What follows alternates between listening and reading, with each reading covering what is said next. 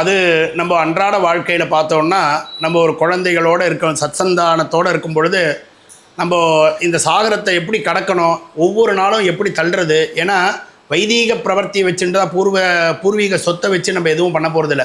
வைதீகத்தில் வர நியாயமான மார்க்கத்தில் சம்பாதிக்கணும், நியாயமான மார்க்கத்தில் செலவு பண்ணணும்.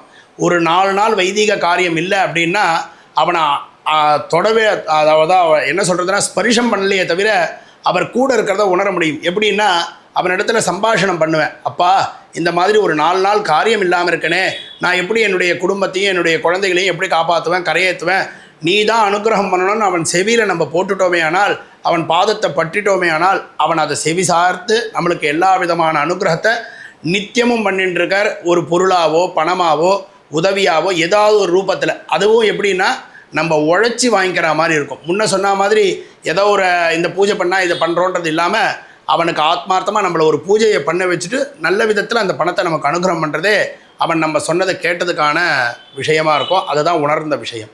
பெருமாளுடைய விஷயத்தில் என்னென்னா அவர்களுடைய சுய அனுபவத்தினால நமக்கு முன்னோர்கள்னு ஏற்படுத்ததான எல்லா விதமான தெய்வங்களுக்கும் ஆராதனை பண்ண சுவாமிகள் எல்லாருமே நமக்காக நிறைய ஸ்லோகங்களை சொல்லிட்டு போயிருக்கார். நம்ம முன்ன சொன்ன மாதிரி வாயில் நுழையாத விஷயங்கள் ஏதாவது இருந்தது, ஒருத்தரால் சொல்ல முடியல, நம்ம என்ன நினைப்போம், நீங்கள் மந்திரம் படித்தவங்க நீங்கள் சொல்லுவேன், எங்களால் மந்திரம் படிக்கலையே, நான் கூப்பிட்டா தெய்வம் வரணும், நான் எப்படி கூப்பிடணும் அப்படின்னா முன்ன சொன்ன மாதிரி நரசிம்மான்னு சொல்லணும்.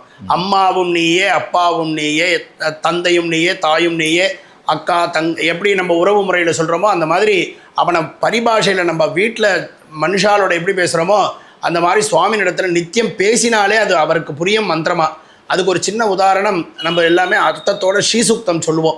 க்ஷுத்பி பாசாம் அலாம் ஜேஷ்டாம் அலக்ஷ்மீர் நாசயாமியம். அர்த்தம் தெரியாது, நம்ம பாட்டு டெய்லி ஸ்ரீசுக்தத்தை ஒரு பிளேயரில் போட்டோம், நம்மளும் சொல்லுவோம். ஆனால் அந்த தாயாருக்கு தெரியும் இவன் எதை சொல்ல வரான்னு.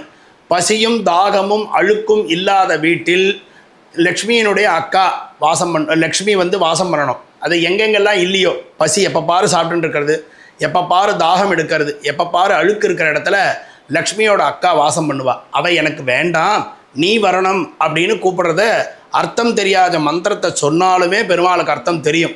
பண்டிதனாக இருக்கக்கூடியவன் அர்த்தம் தெரியாமல் சொன்னாலும் அவனுக்கு சொல்லக்கூடியதான தெய்வத்துக்கு அந்த அர்த்தம் தெரியும்.